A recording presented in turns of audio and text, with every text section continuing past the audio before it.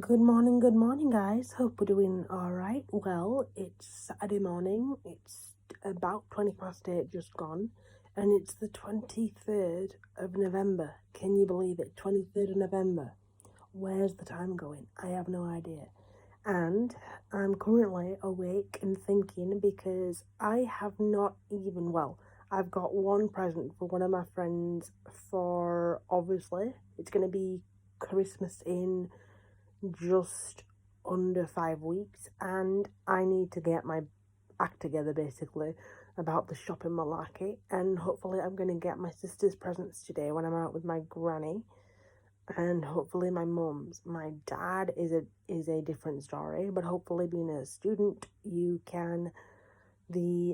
finances kind of take care of themselves because you get a bit of money off if you're a student, and thankfully I am.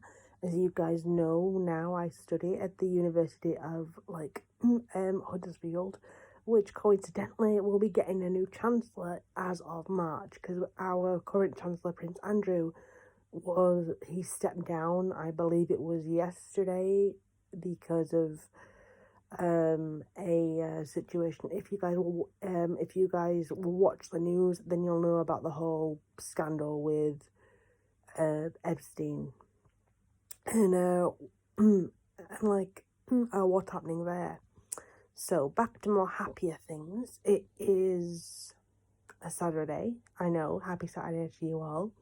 And I am going to be spending my morning doing some study because, as you guys know, I've got my first assignment due in on the 19th of December, and it's going pretty well. I need to email what I've done to my tutor so far and see if I'm still on the right lines with it. I've still got time to do it. It's going good, I think, so that's good. I'm going out today with my gran, as you guys know. We're going to go get our nails done because my nails need to be fixed. I'll put my new nails on Instagram so all of you can see, and I will also show you guys what we're going to be doing throughout the day as well on Instagram. So follow me at VKB that's v.k.b Tari blog. That's my Instagram name if you want to follow me. And I'll also put a link to this video if I can, and so you guys can see what I'm up to. So let's get to the week then, shall we? So I was working in the old folks home where I work on Tuesday. We had a great day doing all kinds of stuff. Doing all kinds of stuff with the residents. Specifically, they getting too excited about the holidays and wanting to put up the decorations, which I think we're doing next week on Tuesday morning. I believe we're going to do that, and we're going to get all the residents involved, so that's going to be good fun. Then on Tuesday afternoon, we did a little bit of arty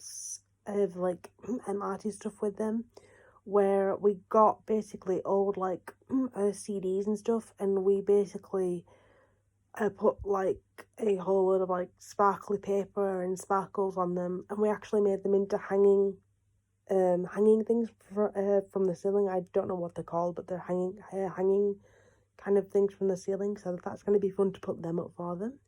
So that was a great day. Then on Wednesday I was studying. Wednesday was a bit more of a challenging day because of the date and what it meant to myself and my family. I'm not going to go into that as of yet. I will do it at some point, but I don't want to go into it just now. So, and we were covering actually in that lecture, the first lecture of the day, we were doing something I think some of you might find a bit out there and a bit morbid, but it was really quite interesting. And it was how different societies view the end of life and view if someone passes away, then what does that mean? Does that mean they go into the afterlife? What does that mean for them and for what they think and for what they feel? And it was really quite interesting. It was obviously hard because I don't think it's ever easy to talk about death or talk about anything surrounding that, even though I think it is getting a lot better and it is talked about more and more openly, but not to the extent where everyone is okay with it, so to speak. I do actually look quite tired still. Oh my god. Morning face does not look good on camera. So basically then and then the second lecture of the day, we were doing law and policy, and we were doing the Mental Health Act actually. So that would be the MHA, the Mental Health Act. And coincidentally, we are still going off the Mental Health Act of 1980. I want to say 1983, but but I think amendments were made in 2007, but it coincidentally is still the Mental Health Act of 1983 that we go off of. Which is kind of bizarre to think that, we've had amendments made to all kinds of stuff over the years, but the Mental Health Act isn't something we've amended really since I think amendments were put in 2007, and it was really interesting actually to really look at the categories and how the choices as to someone's mental health is made, and how they access the help they need, or how sometimes for their own safety they actually are forced to get the help for their own sake and for their own sanity. That was really quite interesting, to be honest. I will go into a bit more on that if I can in my next few vlogs. I'll go a bit more in depth as to what I know, so you guys are aware. If you're interested, if not, then then you don't need to watch, obviously. But I think it would be a good little thing to do. This angle, oh god, hang on, that's better. So what else happened then? Thursday was pretty good. I was in a lecture from 9:15 until 12:15, and that was on understanding service users, and we were looking at basically a establishment that works with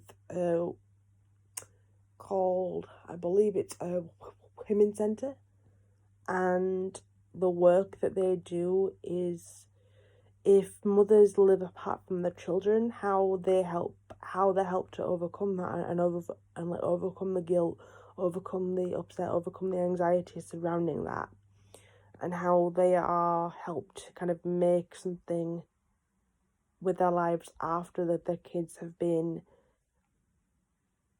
if the kids live with someone else in the family, be it a extended family member, or be it an aunt or an uncle, if they can't live with a mother for whatever kind of reason, mostly from what I understand, it's either drugs or alcohol or domestic violence or a combination of the three.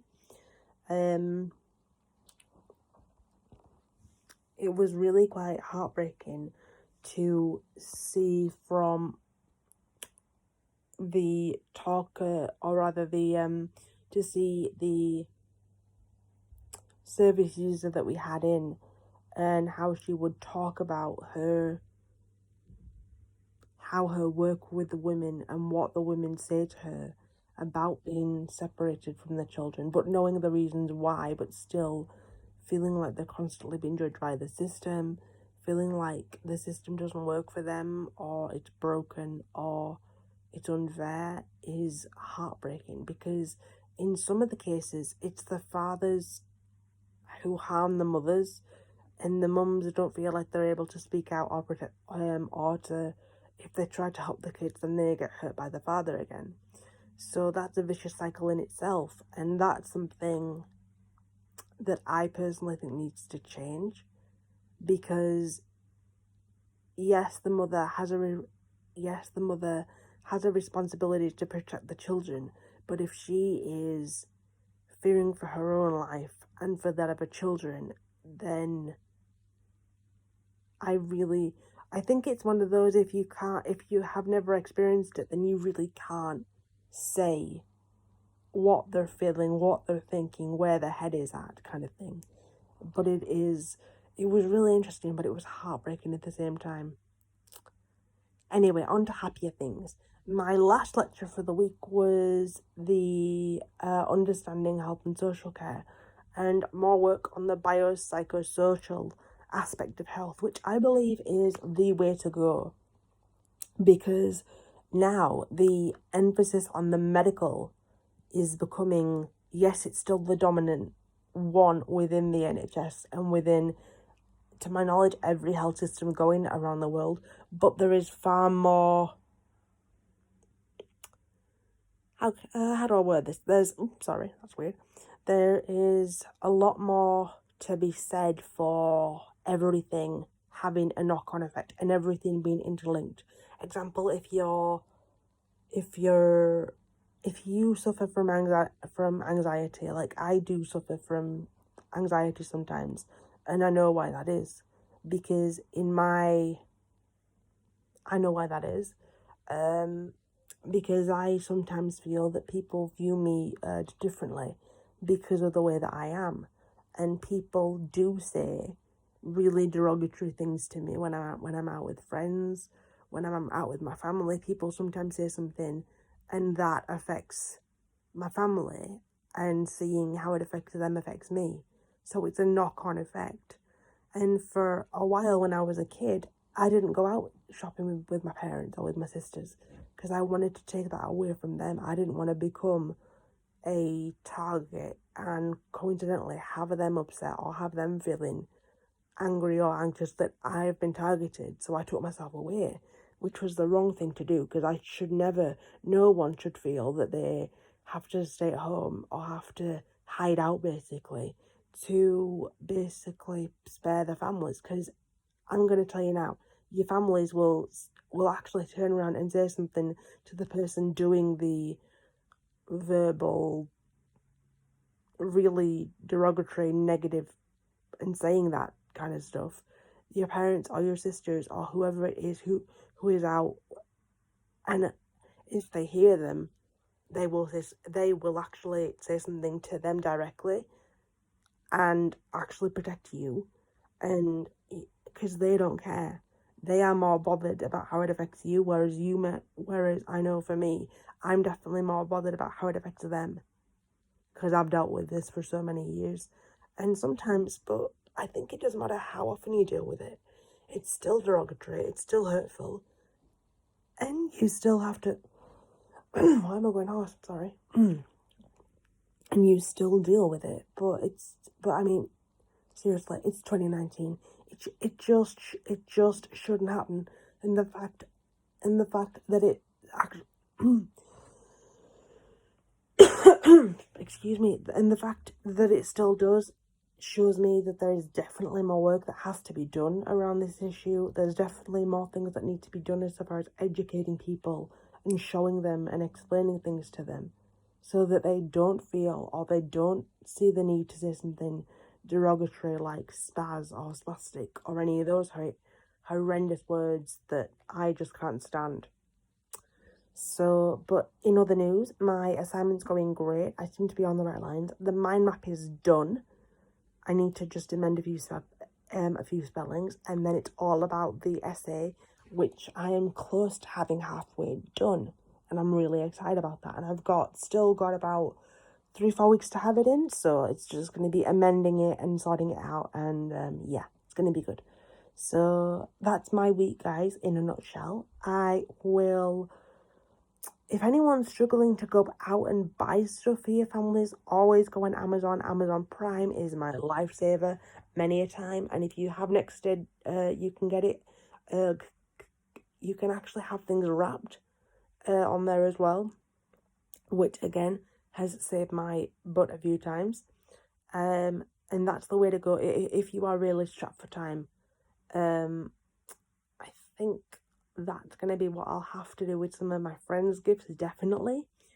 But I will let you guys know. Alright, guys, I'm going to sign off for now, but I will see you in my next vlog, which hopefully will be next Saturday or next Friday, depending. Alright then, guys, I will see you soon. Bye now. Bye.